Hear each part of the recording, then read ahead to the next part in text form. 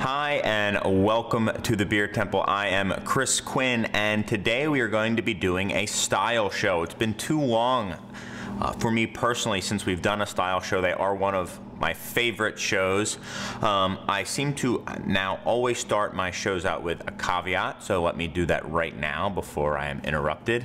It is the middle of the day, the store is open, it's a rainy day, so I don't expect it to be too crowded, but people may come in and, you know, at the end of the day, if a customer comes in, I am obligated to help them first and foremost. They come first, I'm sorry, but you guys are a close second. So anyway, I might have to do kind of the pause and unpause thing that you have become, I'm sure, more and more accustomed to lately. But getting back to style shows, I love them. I'm kind of a style geek. I don't think I necessarily think beers need to strictly adhere to what the American Brewers Association says is a style guideline, but I just think that the more you look into beer and the history of beer, you realize that there are reasons that these styles came to be, and it kind of is like being kind of a history geek who just likes beer as well. And I never really considered myself a history geek, but I very much am a beer history geek. So the style I am doing today, I am almost beside myself when I sit and think that I'm actually doing a style show with multiple representations of a beer called Gose. The first time I ever heard about this beer was when I was reading a brewing book, and it was at the very, very end, and it was under a section called, Extinct Styles. And I was very into sours at the time, and they were talking about this German wheat beer that was somewhat tart and also somewhat salty. And I said, oh, that sounds really interesting. And they just said, this used to be brewed, it is a dead beer. And one of the most amazing and wonderful things about this craft beer boom is the fact that these beers are now being brewed again. The beer I am talking about is Gose. I have two, it's a German style, as I just mentioned. I have two German styles and I have two American styles. I figured I'd do the American first, and then, I take it back, I'll switch it up. Let me get into the style a little bit first. Gose is a wheat beer. It's typically made with malted wheat and malted barley, I think somewhat equal parts. And it has a lactic quality to it. It's a little tart, and it also is salty, which makes it unique. I don't know of any other beer style that is salted. So it tends to be similar to a Berliner Weiss, so it's going to have a nice lactic character to it. Light, easy drinking, and then a certain amount of salinity to it, which also makes it nice and easy drinking. And of course, now that the store's open, the windows are open, I'm watching life in Chicago kind of fly by, which is really cool. This style, like so many styles of beer from the old world, came about in a very regional way. There was a town called Goslar that the Gose River ran through, and the beer from there was called Gose beer. And originally, there was also another town that was, I think, known for brewing called Leipzig, and they've also been known for Gose traditionally. And it was a beer that was originally spontaneously fermented, kind of like the lambics are now, meaning, it's not, it wasn't originally pitched with yeast, where now they'll brew a beer and they'll keep it kind of sterile, and then they'll add a very precise amount of a very specific and a very isolated type of yeast, where in the past, they just let it sit out and the natural wild yeasts would kind of go, and bacteria, and that's why they would get some of these kind of earthy and souring qualities to it, because these wild yeasts and bacteria, output acid, or acid, where brewer's yeast really doesn't or shouldn't. And the reason it was, I think now, all Gose that I know of, they add salt to it, but I believe originally there were a lot of mines, and there were a lot of salt mines in the area, and just the water was really salty. So it's not like they wanted to make a salty beer, it's just they made this nice mild wheat beer, and the salinity of the natural water came across. And I would love to know at what point these beers are salted. Are they salting the original brewing water and then just letting it go, or are they adding salt at the end? I know in case of this one right here, they add the salt at the end, but I would like to know more about that with some of these others. You know, with a lot of these small regional styles, I'm sure many more than have actually lived through today, you know, they die off.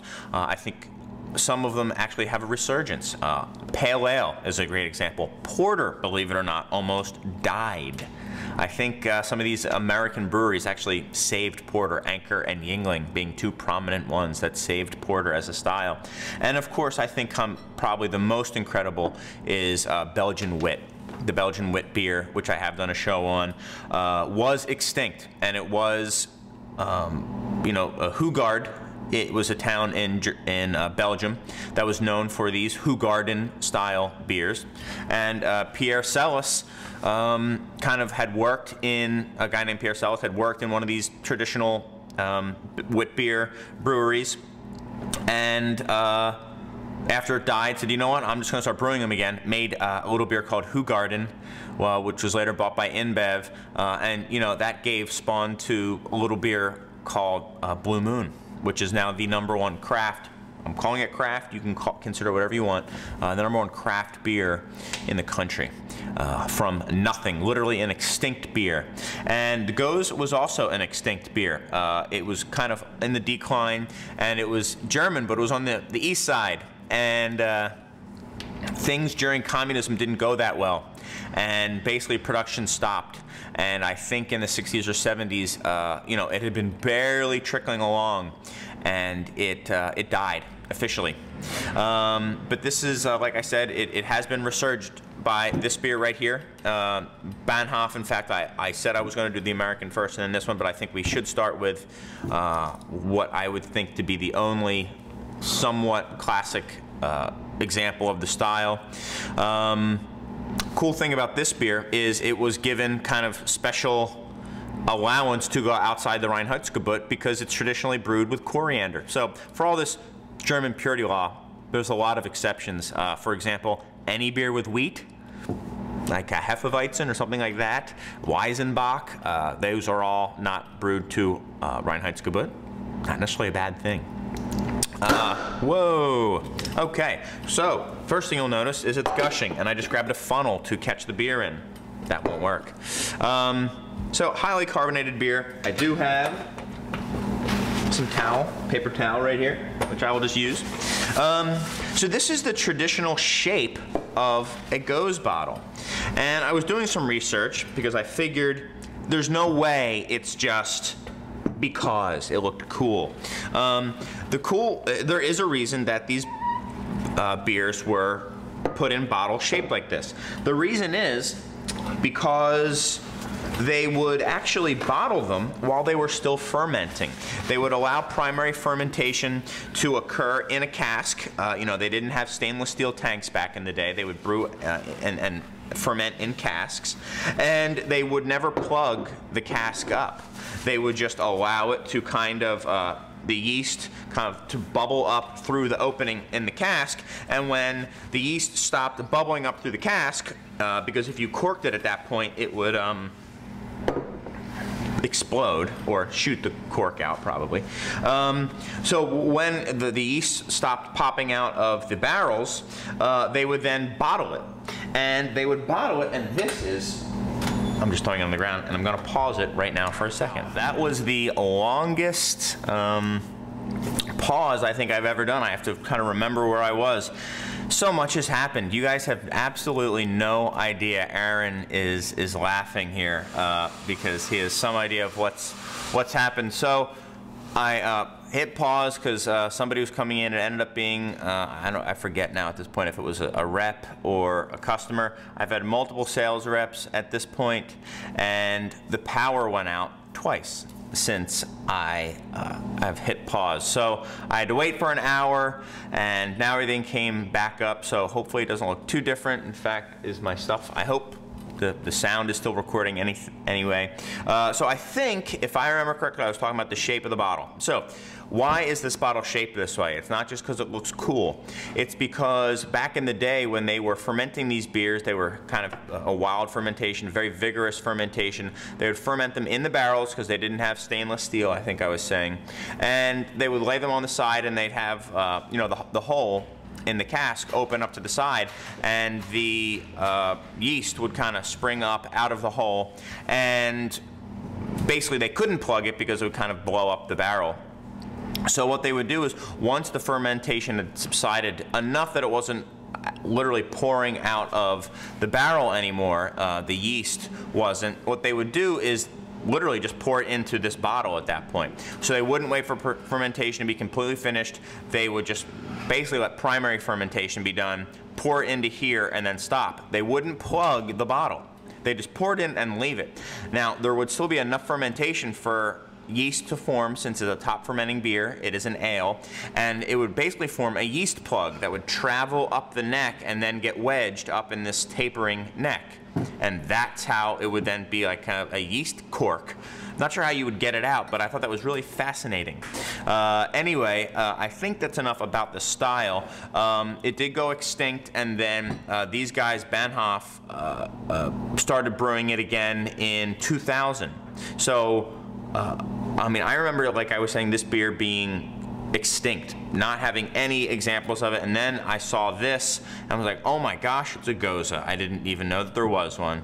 And nowadays, I mean, look, I've got 4 of them in bottles right here. So I'm gonna start, I usually go this way to this way. I'm gonna start this way. I already know that it blew. We'll see what it's tasting like.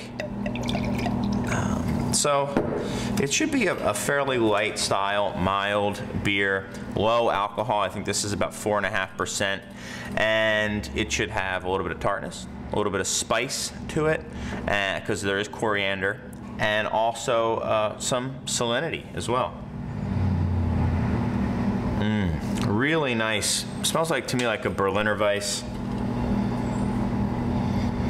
I am getting a little bit of like a cat pee smell to it, or just like a pea smell. Not too much of the coriander, kind of like a biscuit note.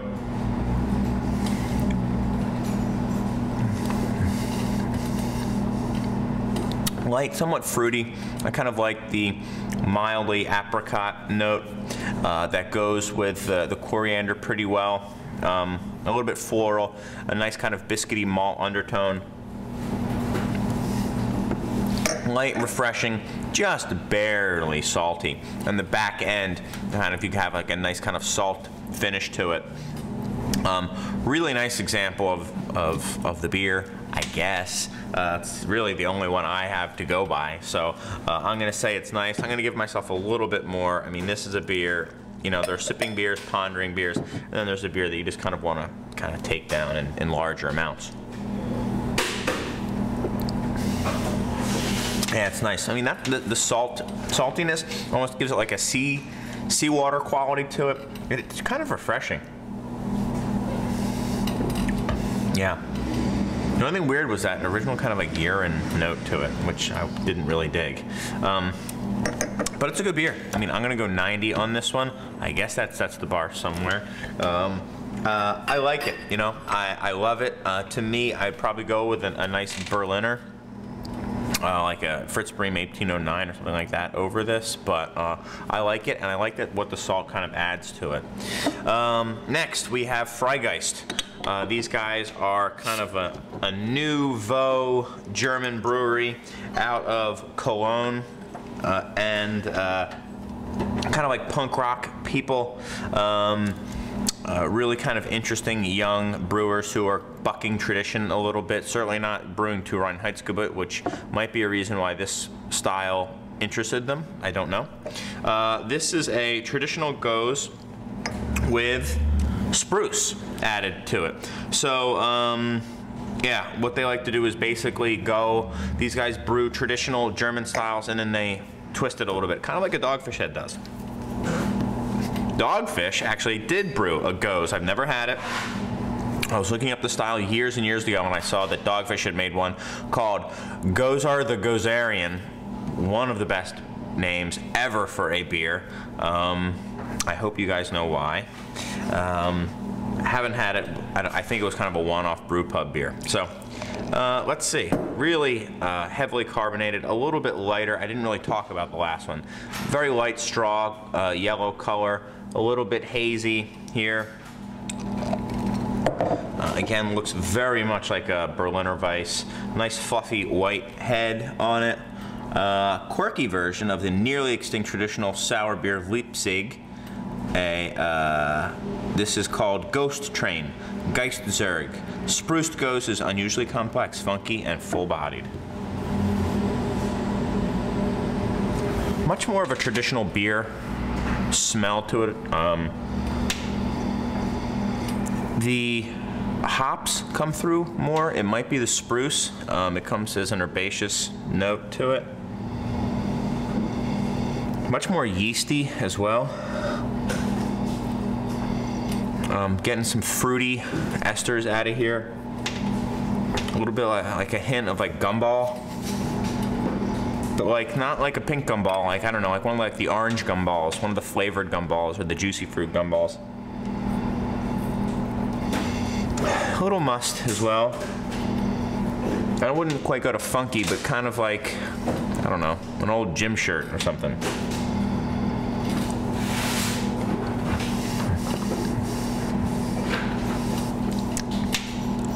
Interesting. Not nearly as tart. It has that same nice salinity in the back end. And the spruce is very nicely done. And by that I mean subtle. I don't like things where I taste like I'm drinking something filtered through a Christmas tree. I think you got a little bit of oxidation going on. It's more salty for sure than this one. You actually get a salty note to it. The spruce comes through as hops. It really. I wouldn't think this was spruced, which I'm almost shocked at because you can usually pick up spruce in beers, and I think they're so overwhelming. So for them, I give them kudos. I still kind of like this more, so I'll go 88 with this guy, and I'll go 90 with this. Maybe this one's gonna creep up. It shouldn't. That is 90. That is 88. I think this one maybe hasn't traveled quite as well, which shocks me. I think this would be the older one. But it's nice. I'm not really getting any funk out of it as well. I am getting some kind of fruity, yeasty notes, though. All right. Old world, out with the old world, in with the new world. We've got here the newest Gose in the world.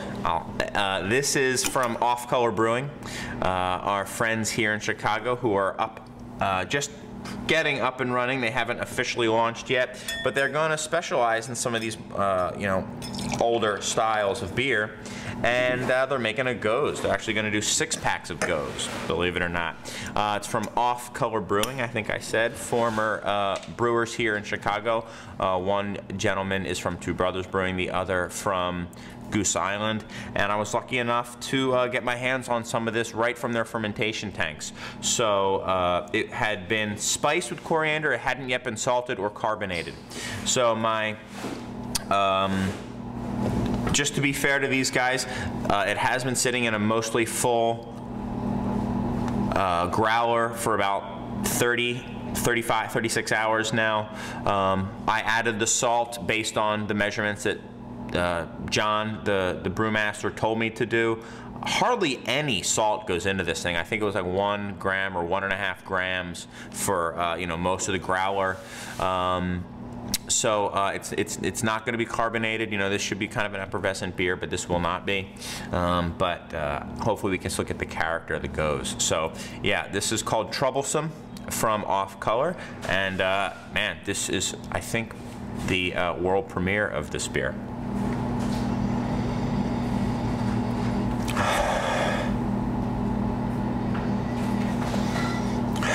So I definitely am getting some more of the coriander. It comes through as kind of a nice herbal and fruity note. Lemony. I'm getting some lemon and also some you know, some coriander. I get kind of like a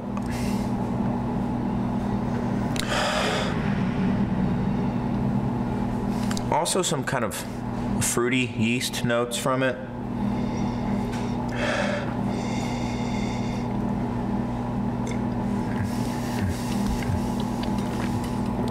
Definitely the saltiest of all of them.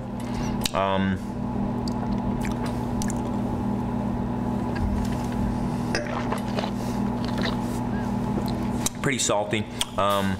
If it's over salted, I'm pretty sure it's my fault. Although I put like nothing in here.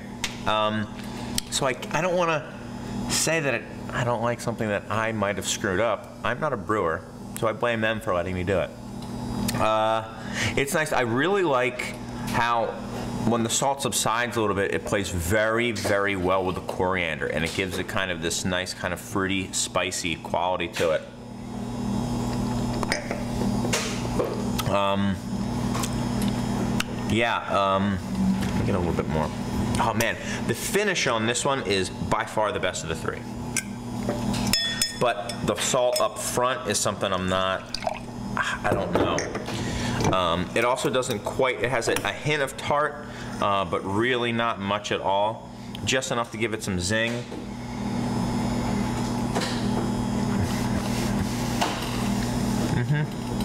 A little bit of zing, a little salt. I like it.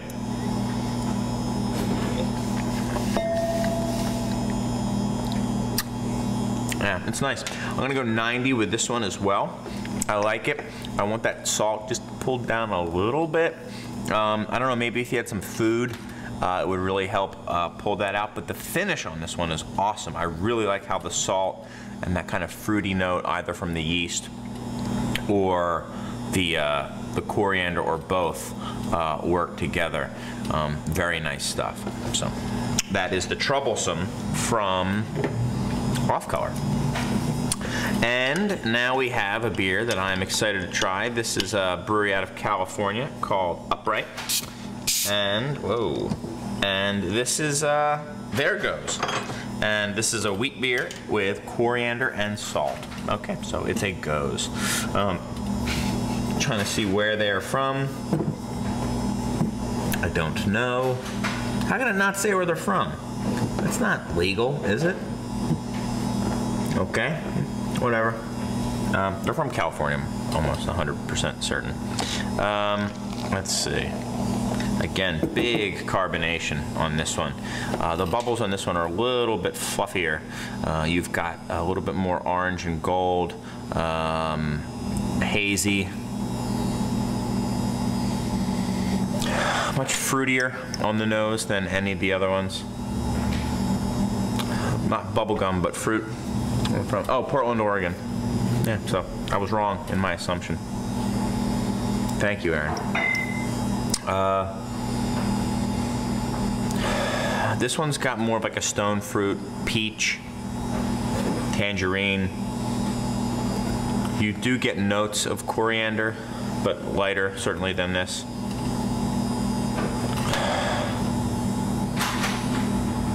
Also like a sharp edge to it as well. I know that's not really saying much, but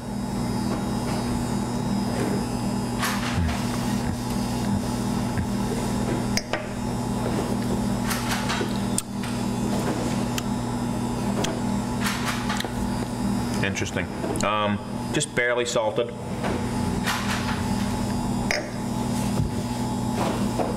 A little fuller mouthfeel. 5.2% alcohol. I think this guy's somewhere like 4.9% alcohol. Does it say what this one is as well? 5% alcohol. Fullest of all. I kind of want, I seem to like the thinner bodied ones.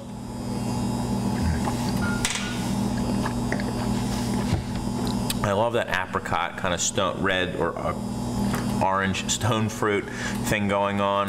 I'd like a little bit more salt. These are all pretty similar. You know, I'm gonna go 89 with this one. What I go 89, 90, 90. I mean, I don't know. I might go 89, 89, 90. Let me taste this one again.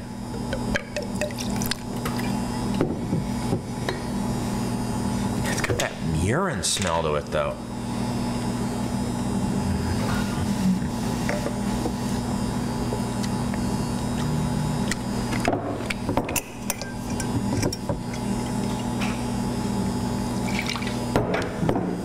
Just trying to see which one's my favorite.